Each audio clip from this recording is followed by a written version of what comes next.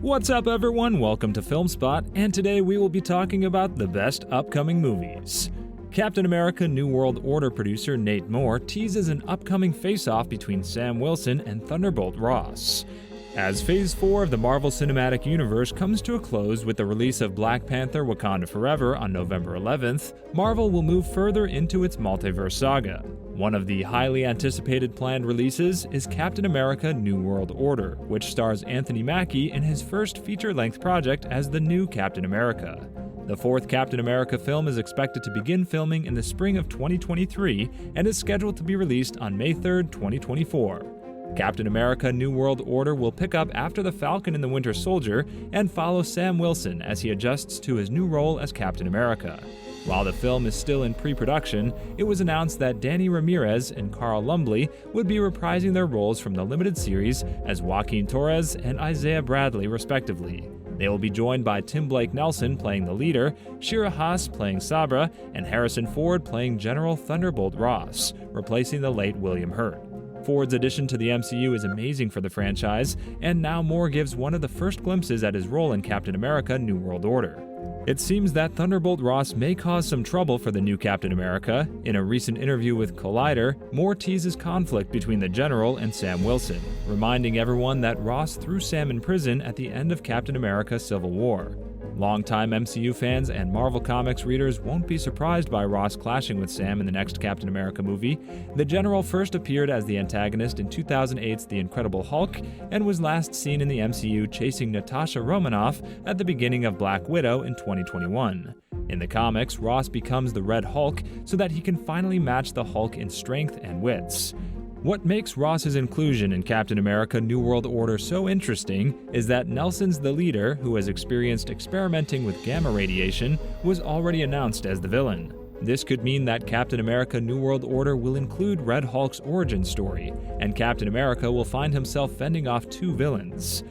Of course, Red Hulk has not yet been officially confirmed by Marvel. It's possible that Thunderbolt Ross's fight with Sam in Captain America New World Order is still related to the General's work in Civil War, and that Sam will again have to overcome being an unsanctioned superhero. Still, Ford is expected to reprise the role for Thunderbolts, so Red Hulk's arrival seems imminent. Marvel fans will need to keep an eye out for more news as the MCU's multiverse saga progresses.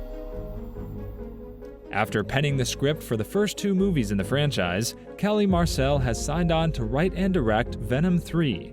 The first two movies helped launch Sony's Spider-Man universe, the studio's interconnected group of films existing separate from the Marvel Cinematic Universe, utilizing characters tied to the web-slinger.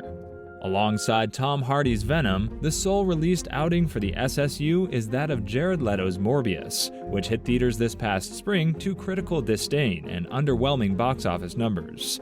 Hardy's most recent effort, Venom: Let There Be Carnage, saw the titular extraterrestrial being and Eddie Brock face off against Woody Harrelson's serial killer Cletus Cassidy and his own symbiote, Carnage, which he received from ingesting some of Eddie's blood.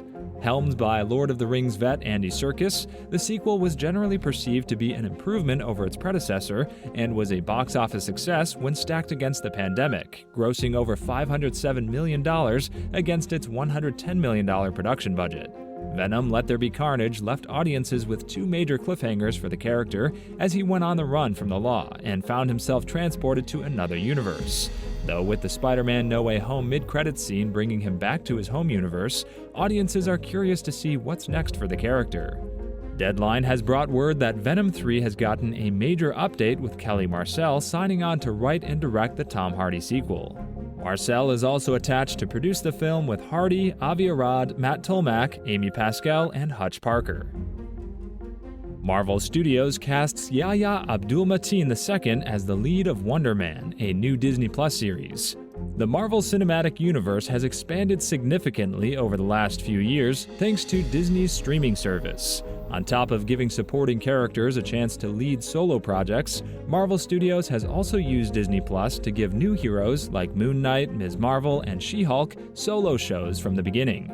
It is well known that there are plans for many other MCU Disney Plus shows focused on yet-to-be-introduced heroes, such as Nova.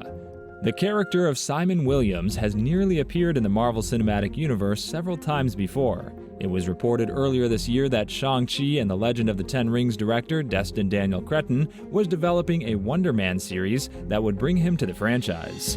Since the show's development became known, it has been revealed that the series could be a Hollywood satire. The idea gained more credence following reports that Ben Kingsley would return as Trevor Slattery in Wonder Man. As shared by Deadline, Marvel Studios has now cast Aquaman star Yahya Abdul-Mateen II to play Wonder Man in the upcoming MCU series. Abdul-Mateen II joins the MCU after several DC roles, including Dr. Manhattan in HBO's Watchmen and multiple appearances as Black Manta in the Aquaman franchise. Ahead of Black Panther: Wakanda Forever's release, producer Nate Moore confirms that Black Panther 3 ideas have already been discussed. After being introduced to the Marvel Cinematic Universe in Captain America: Civil War, T'Challa returned for a solo film, 2018's Black Panther, which found Chadwick Boseman's character returning to Wakanda to assume the throne following his father's death, but is challenged by his cousin Eric Killmonger. In addition to its cultural significance, Black Panther grossed over $1 billion at the box office and was the first superhero film to receive a Best Picture nomination at the Oscars. Following a long and private battle with colon cancer, Boseman passed away in August 2020, and the tragic news came as a massive shock to the world. As a result, returning Black Panther director Ryan Coogler and his co-writer Joe Robert Cole reworked the sequel to lay T'Challa to rest in the MCU and shift its focus to the women of Wakanda, including Shuri, Nakia, Okoye, and Ramonda, as they protect the nation from invading forces led by Namor, the king of Talokan. Black Panther: Wakanda Forever early reactions have been united in their praise of the moving Marvel sequel. Now, with 2 weeks to go until the sequel debuts in theaters, one of the producers behind Wakanda Forever is addressing the possibility of a third installment.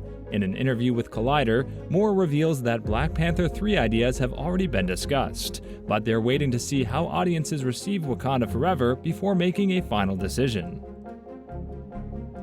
Anya Taylor-Joy confirms that filming has wrapped on Mad Max Fury Road prequel, Furiosa. Charlize Theron first brought post-apocalyptic warrior Furiosa to life in 2015's blockbuster Mad Max franchise revival. But for the Furiosa prequel, director George Miller has brought aboard Queen's Gambit star Taylor-Joy to replace Theron.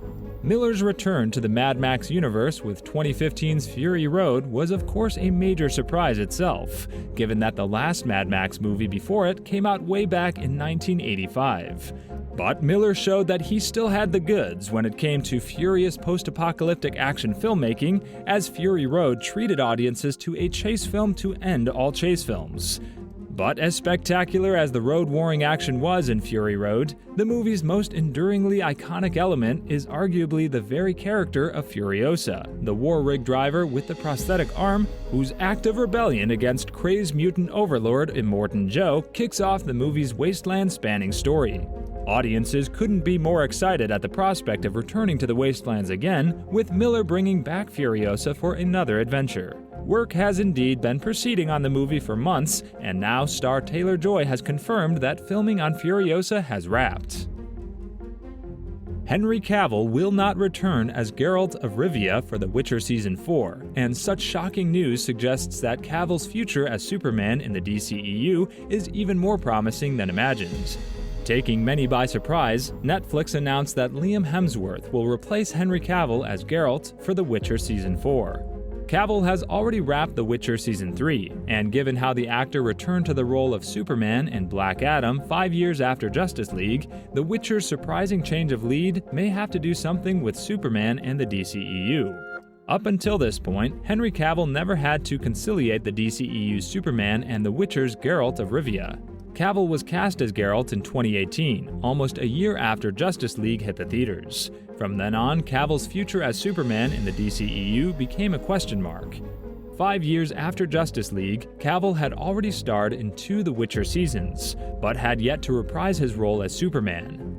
Now the news that Henry Cavill will be replaced by Liam Hemsworth as The Witcher's Geralt comes just a week after Black Adam's post-credits scene brought Cavill back as Superman.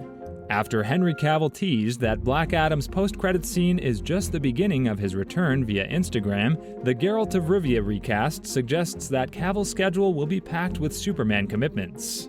In November 2021, Henry Cavill confirmed that he was on board with The Witcher's 7-season plan, which makes the Geralt recast even more shocking. Cavill is a fan of the Witcher games, and had said many times how much he enjoyed playing Geralt, and while not many people had originally fan-cast the Superman actor as Geralt, Cavill's portrayal of Geralt was praised by game players, book readers, and casual audiences alike.